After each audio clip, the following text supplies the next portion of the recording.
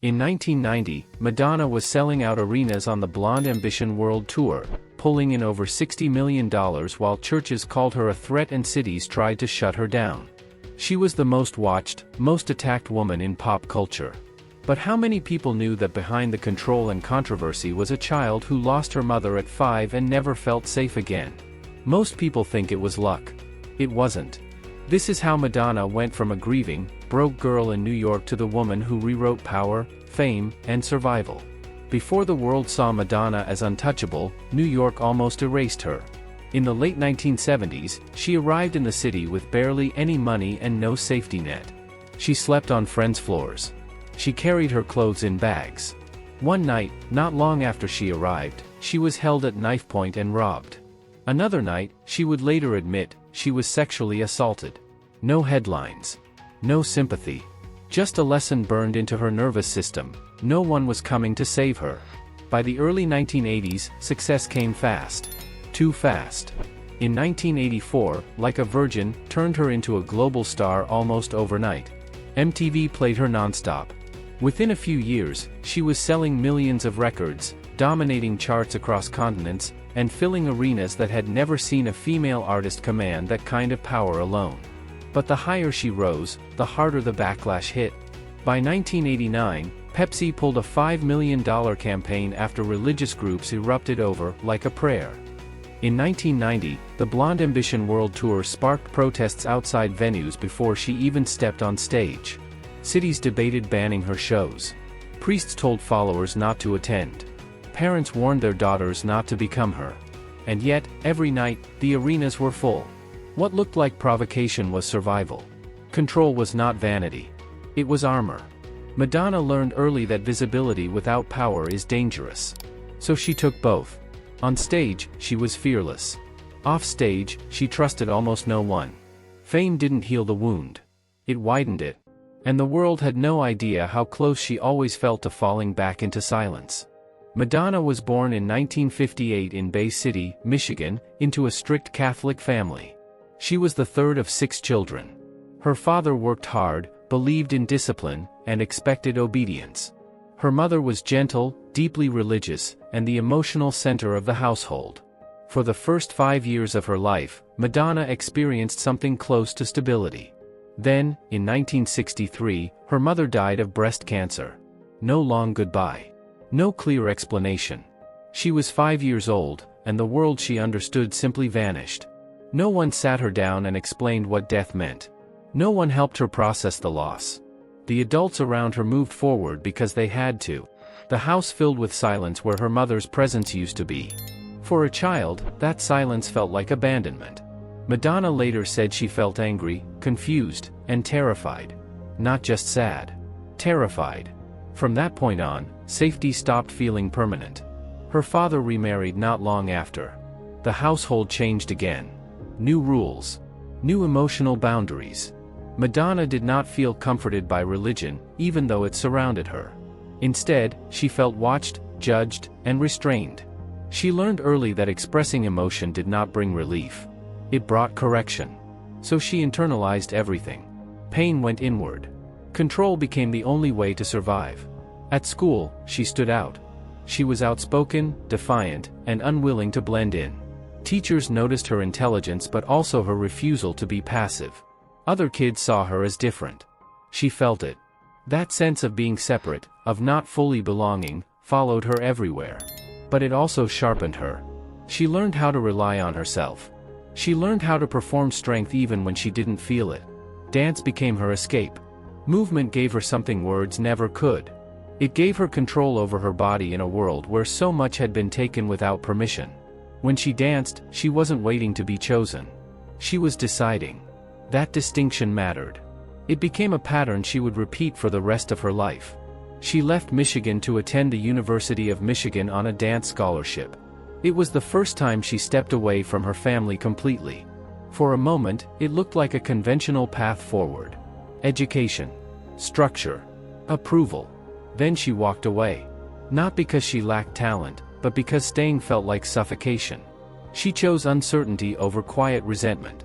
When she moved to New York City in the late 1970s, she arrived with little money and no protection. She lived on friends' floors. She missed meals. She carried everything she owned in bags. The city was brutal and indifferent. At one point, she was robbed at knife point. She later revealed that she was sexually assaulted. Again, no safety net. Again, no rescue. Just another confirmation of a belief already wired deep inside her: if she wanted to survive, she had to stay alert, in control, and ahead of everyone else. These early years did not make her fearless. They made her vigilant. The loss of her mother taught her that love could disappear without warning.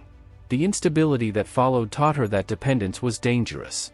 By the time fame entered her life, the emotional foundation was already set. She did not crave attention for validation.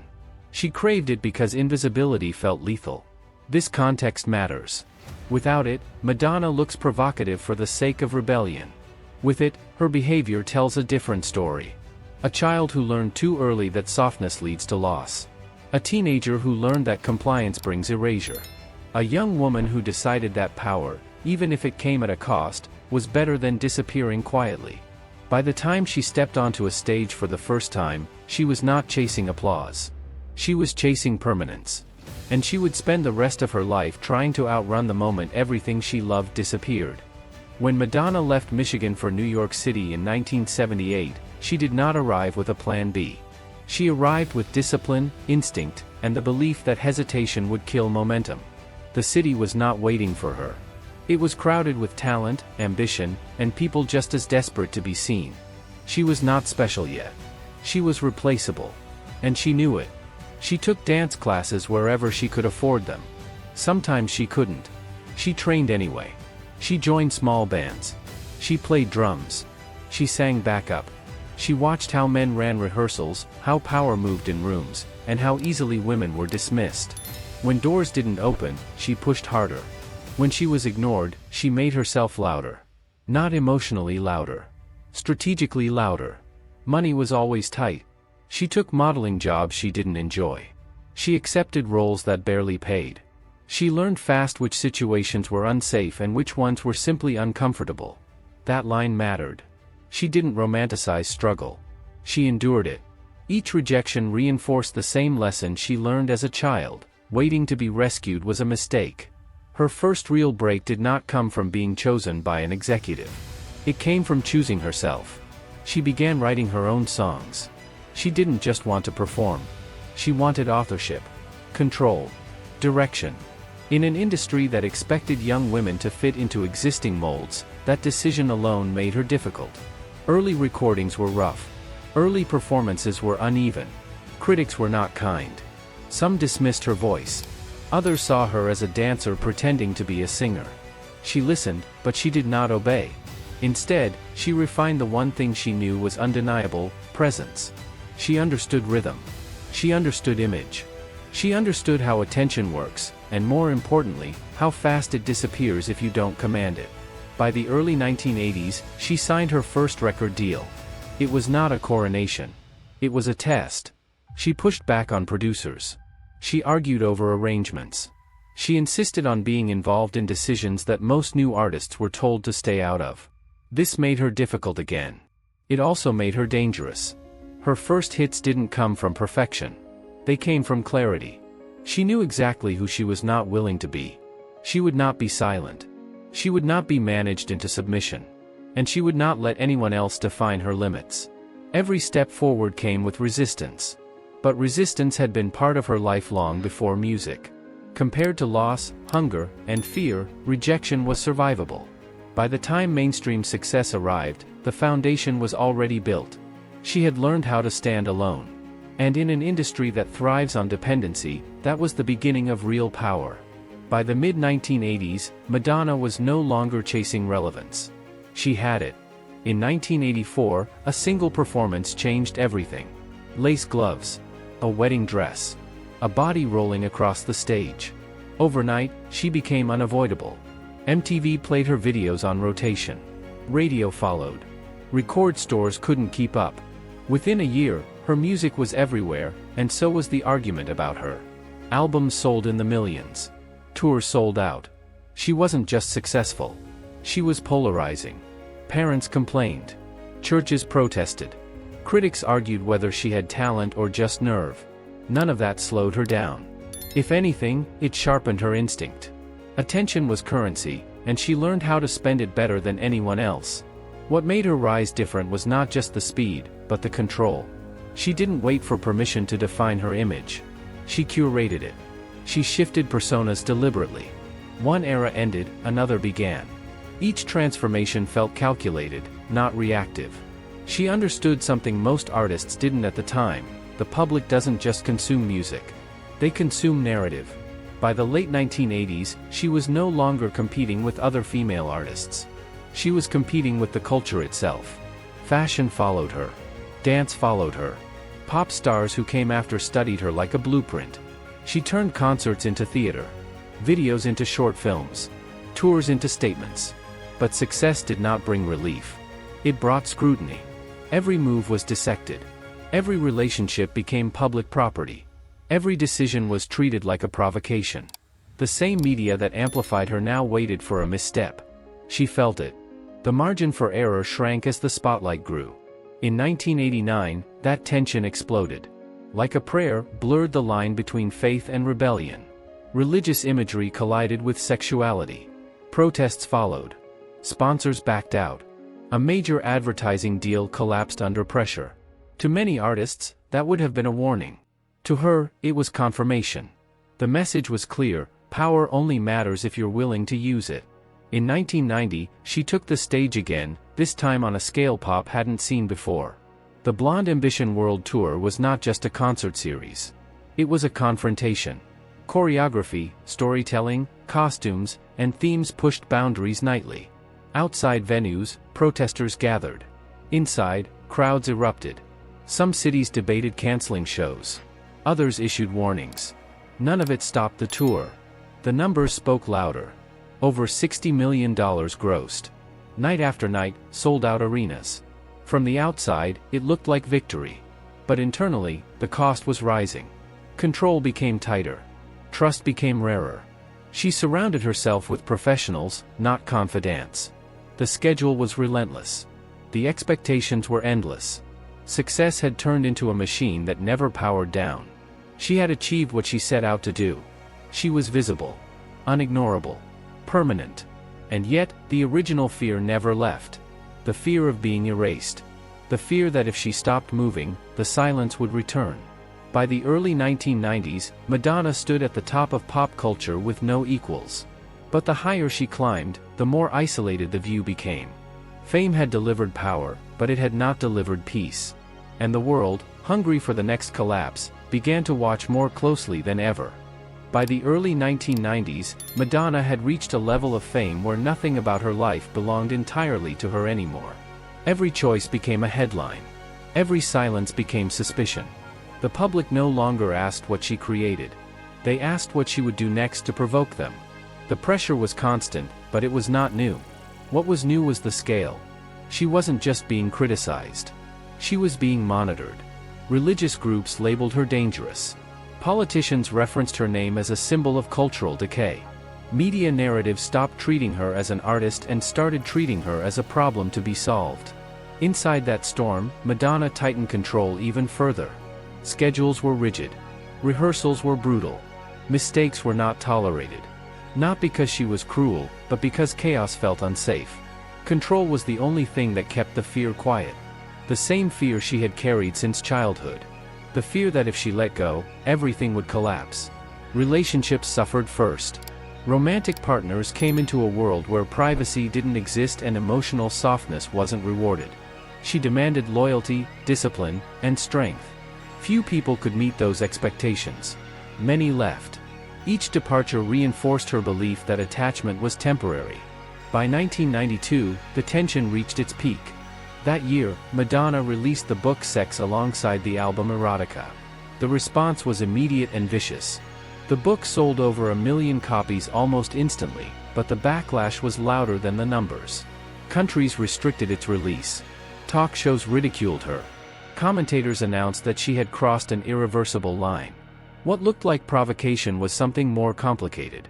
Madonna wasn't escalating for shock value alone. She was forcing control over how she was seen. If she was going to be objectified, she would choose the frame. If she was going to be judged, she would decide the terms. To her, that was survival. But survival has a cost. Behind closed doors, exhaustion set in. The armor grew heavy. She was always performing, even when the cameras were off. Trusting someone meant risking being misunderstood, misquoted, or betrayed. So she relied on work. On repetition. On discipline. Sleep became irregular. Intimacy became distant. She was surrounded by people but rarely felt accompanied. Fame had not healed the wound of loss. It had amplified it. The louder the world became, the harder it was to hear herself think. Critics accused her of being empty. Of using controversy to mask a lack of depth. What they couldn't see was the opposite. Everything she did was overdetermined. Nothing was casual. Even pleasure felt scheduled. Even rebellion felt structured. The public began to tire. Some fans drifted away. The media sharpened its knives. Success, once a shield, started to feel like exposure. And for the first time, Madonna faced a dangerous question she had avoided her entire life. What happens if the noise stops? Because silence, to her, wasn't peace. Silence was the moment after her mother died. Silence was absence. Silence was erasure. This was the beginning of the collapse phase. Not a dramatic fall yet. Not a public breakdown. But an internal fracture. The kind that forms slowly, invisibly, until the structure can no longer hold the weight placed on it. As the backlash grew, Madonna began to feel something unfamiliar. Not fear of failure, but fatigue from resistance. For years, opposition had fueled her. Now it drained her. Every interview turned into a defense. Every appearance became a trial. The world no longer wanted to understand her. It wanted resolution. An ending. Inside, the cracks widened. She questioned her own instincts. Not publicly, never on stage, but in the quiet moments when the day finally stopped. She had built her life around movement and control, yet her body and mind were signaling overload. The pace that once kept her safe was now pushing her toward collapse. She withdrew emotionally, even as her visibility remained absolute. Friends noticed distance. Collaborators noticed tension. The discipline that once felt empowering hardened into rigidity. Joy became harder to access. Work continued because stopping felt dangerous, but the meaning behind it blurred. The early 1990s marked a shift in how the public engaged with her. Where fascination once dominated, suspicion took over. The same press that celebrated her reinvention now framed her as desperate. Aging became a weapon. Sexuality became evidence against her. She felt the rules change mid-game, but she had no intention of stepping aside. Privately, loneliness deepened. Trust required vulnerability, and vulnerability felt like exposure. Exposure had always led to pain. So she stayed guarded. She managed her environment tightly, but no amount of control could quiet the deeper question forming underneath everything she did. Who was she without the performance? That question terrified her. Because performance had been her shield since childhood. It was how she survived loss, danger, and invisibility. Without it, she feared the old silence would return. The silence she associated with abandonment. With being left behind. There were moments when the mask slipped. Brief admissions of exhaustion. Glimpses of doubt. But the world was not patient with complexity. It wanted a narrative it could digest. Rise. Shock. Fall. Madonna refused to cooperate, but the pressure to break her increased. By the mid-1990s, she recognized the pattern clearly. The harder she pushed against the expectations placed on her, the more isolated she became. Not because she was wrong, but because the space at the top had no room for rest. She had won the fight for control, but lost access to softness along the way. This period did not end with a public meltdown or a dramatic collapse. It ended with something quieter and more dangerous. Emotional numbness. A sense of being disconnected from the very identity she fought so hard to protect. Success had become survival, not fulfillment.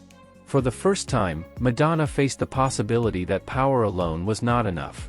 That visibility without healing only multiplies wounds. That control, when carried too far, turns into a prison built from discipline and fear. This realization did not save her immediately. But it planted the seed for what came next. A pause. A recalibration. A slow and painful recognition that the armor she forged to survive might now be preventing her from living. The world still watched. The noise never fully stopped. But inside, a shift had begun. The collapse had not destroyed her. It had cornered her. And for the first time since she was 5 years old, she was being forced to confront the fear she had spent her entire life outrunning. The turning point did not arrive with applause.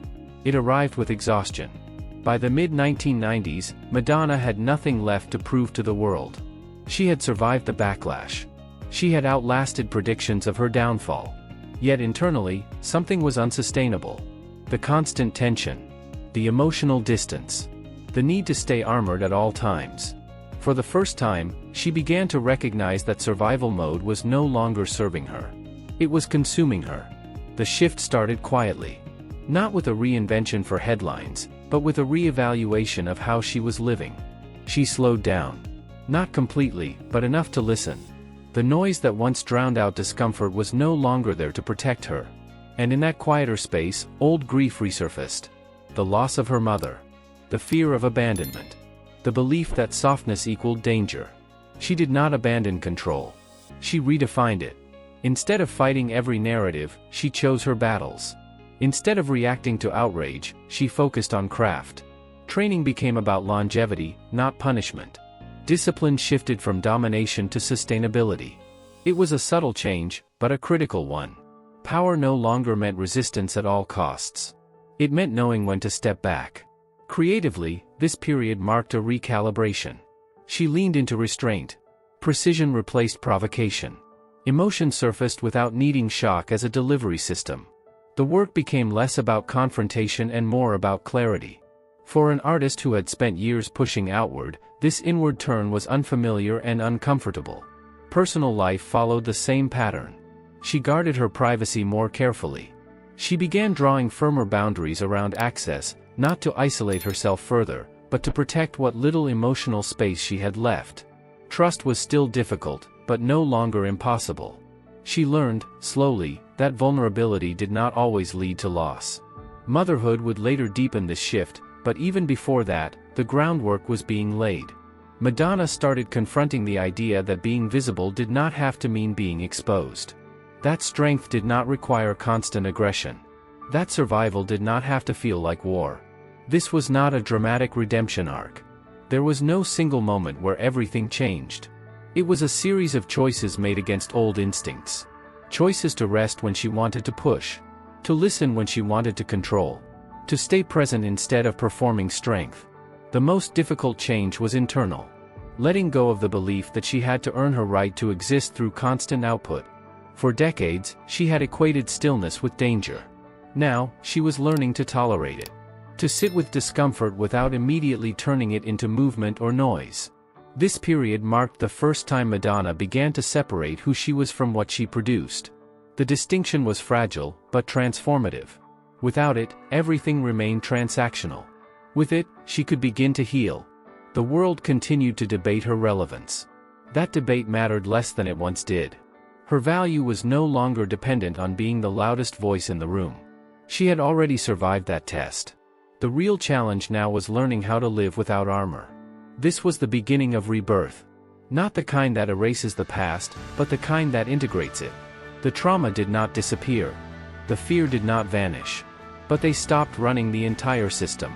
Madonna was no longer just outrunning erasure. She was learning how to stay. By the late 1990s, Madonna's relationship with fame had changed. She no longer needed to dominate every cycle to exist within it. The urgency that once drove her to constant reinvention softened into something more deliberate. She still worked relentlessly, but the work now served a longer horizon. Longevity mattered more than disruption. Public perception lagged behind that shift. Many critics framed her quieter phases as decline. Fewer scandals meant less coverage. Fewer confrontations meant fewer headlines. But this misread the moment. Madonna was not retreating. She was consolidating. She had already won the cultural battle she entered years earlier. Now she was shaping what came after. Her influence became easier to see when she stopped shouting. Younger artists adopted her playbook without naming it. Control over image. Ownership of narrative. Touring as theater. Music videos as statements. Fashion as language. What once felt controversial had become standard. The industry had moved, almost imperceptibly, to where she had stood alone years earlier. Legacy, however, is not built only on innovation. It is built on permission. Madonna gave permission to women to be contradictory. To be ambitious without apology. To be sexual without surrendering authorship. To age publicly without disappearing. In the 1980s and 1990s, that kind of permission did not exist at scale. She forced it into existence by refusing to step aside. This came at a cost. The years of resistance left marks. Emotional restraint remained a default. Trust still required effort. But something fundamental had shifted. Survival was no longer her only operating mode. She had learned how to stay present without performing fearlessness at all times. Culturally, her impact extended far beyond music. She altered how power was negotiated between artists and institutions. Labels learned that control could not be assumed. Media learned that outrage did not guarantee submission. Audiences learned that discomfort could coexist with admiration. These lessons did not belong to one genre or era. They reshaped the terrain. By the time the world entered a new millennium, Madonna's place was no longer defined by charts alone. She had become a reference point, a boundary marker, a before and after figure. Artists who followed did not have to repeat her battles. They inherited the ground she cleared. What remains most striking about her later life is not the absence of controversy, but the presence of choice. She no longer had to prove permanence. She had achieved it. The fear of erasure that once dictated every move no longer held the same power. It existed, but it did not drive. Madonna's story is often summarized as provocation followed by endurance. That summary misses the deeper truth.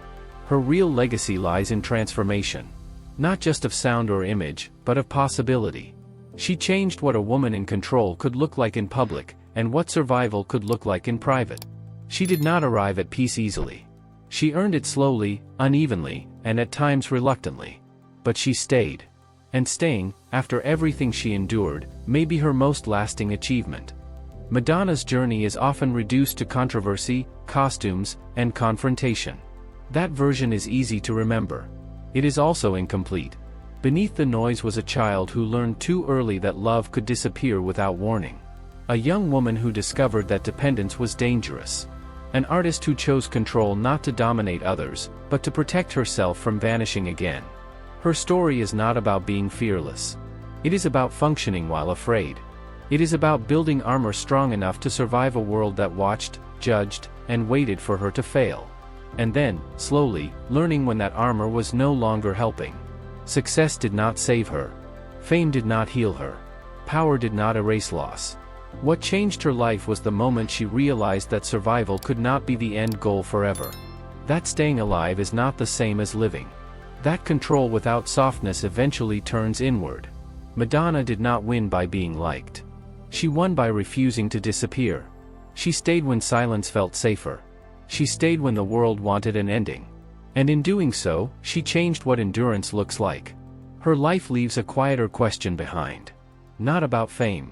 Not about rebellion. But about what you built to survive, and whether it still serves you now. So what's your story?